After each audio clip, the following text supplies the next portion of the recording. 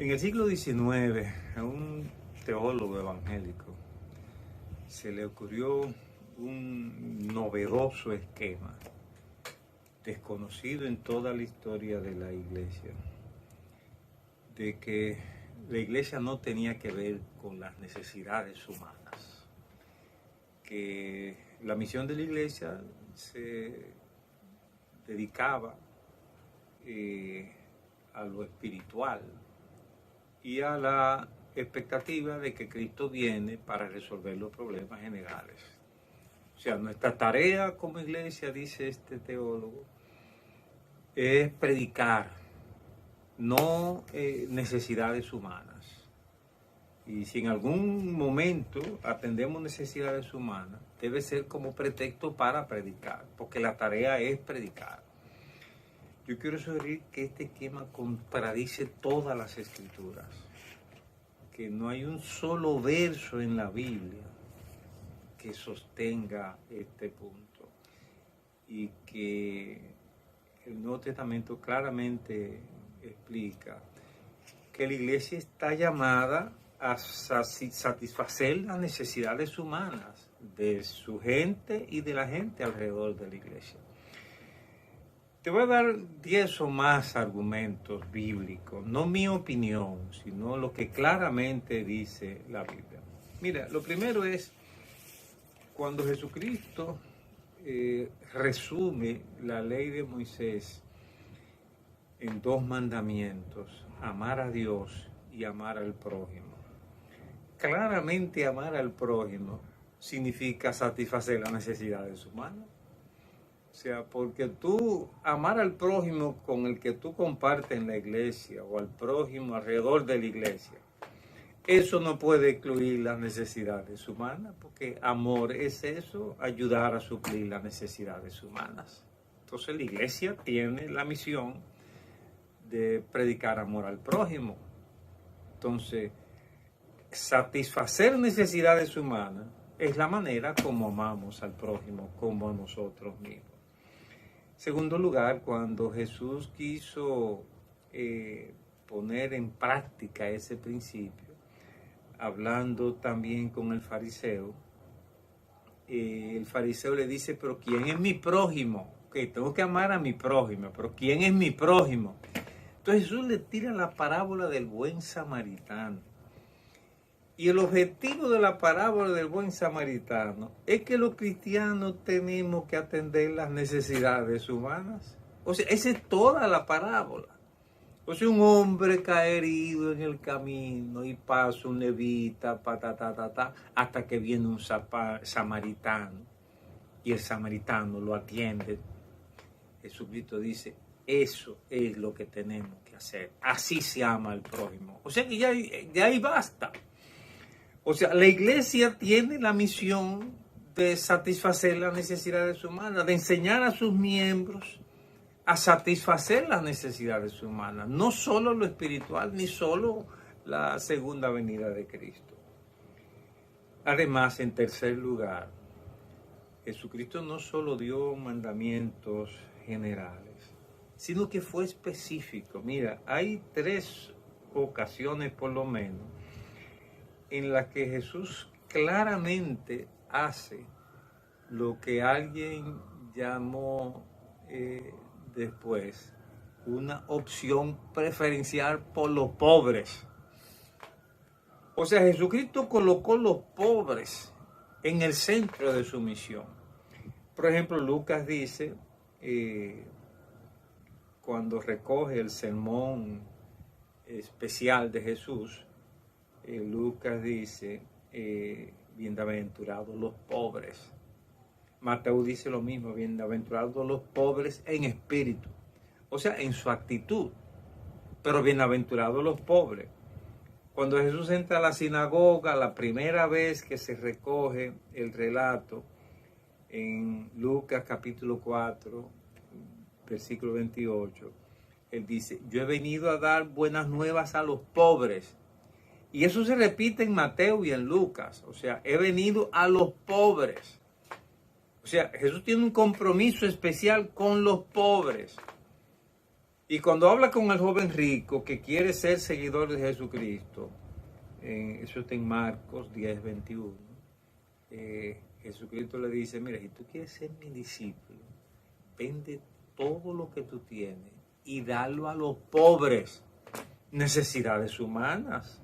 O sea, Jesús se comprometió claramente con satisfacer las necesidades humanas. Pero además, Jesús en su predicación, Jesús se preocupó por las injusticias sociales. Miren lo que Jesús dice en Mateo 23, que muchas veces lo leemos y yo supongo que lo mal leemos.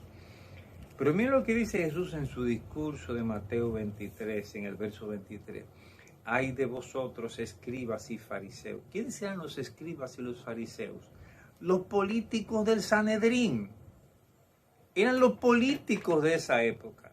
O sea, fariseos era el partido que dominaba el Sanedrín. Eran los que decidían la vida pública y en competencia con los saduceos. Los romanos, que eran el poder, le permitían a los judíos su gobierno local. Y ese gobierno local estaba dirigido por los fariseos. Entonces, esta crítica es contra los fariseos, el partido en el poder. Ay de vosotros, escribas y fariseos hipócritas, porque diezmáis la menta, y el eneldo y el comino, y dejáis lo más importante de la ley, la justicia, y es justicia social, la justicia, la misericordia. Eso es satisfacer las necesidades humanas de la gente, y la fe. Esto era necesario hacer sin dejar de hacer aquello. Guías ciegos, que coláis el mosquito y tragáis el camello. Ay de vosotros, escribas y fariseos hipócritas, porque limpiáis lo de fuera del vaso y del plato. Escucha bien lo que dice Jesucristo. Pero por dentro estáis llenos de robo y de injusticias sociales. Entonces, Jesucristo claramente lanza un discurso reivindicando las necesidades humanas y combatiendo las injusticias sociales. Es una palabra profética de Jesucristo. Además, mira, si todo lo que he dicho no estuviera claro, en el capítulo 25 de Mateo, este es el juicio de las naciones, como dice la gente, el juicio final.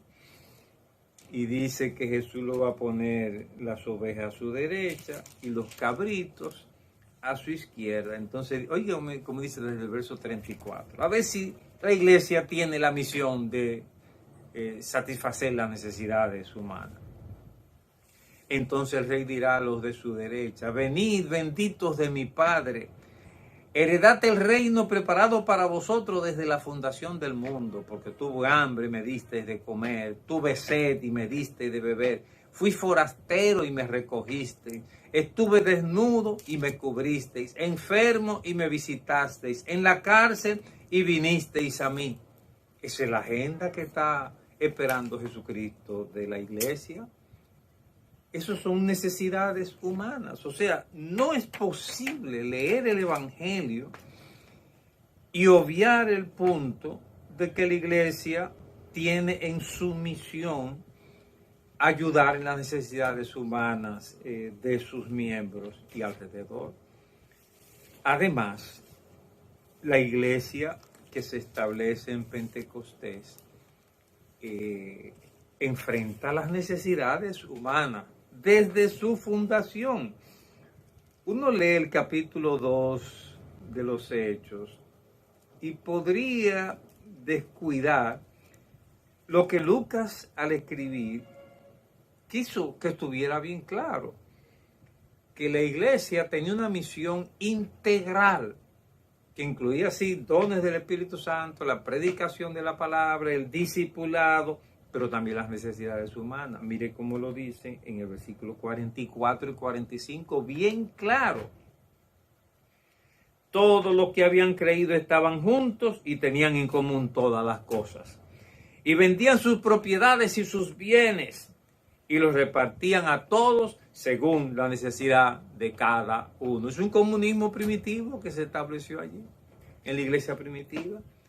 Y eso se mantiene más adelante y se institucionaliza como parte del programa de la iglesia, porque se armó ahí una murmuración de los creyentes de origen helénico, griego, y los creyentes nativos de ahí mismo de Jerusalén. Una murmuración, como va a suceder siempre, momentos de murmuración.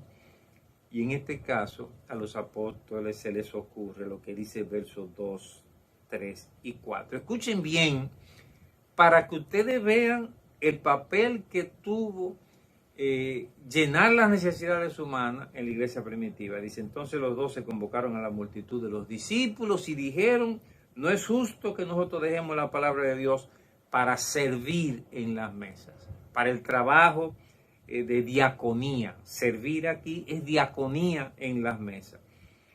Oigan bien entonces lo que dice. Buscad pues, hermano, de entre vosotros a 7 varones de buen testimonio, llenos del Espíritu Santo y de sabiduría, a quienes encarguemos de este ministerio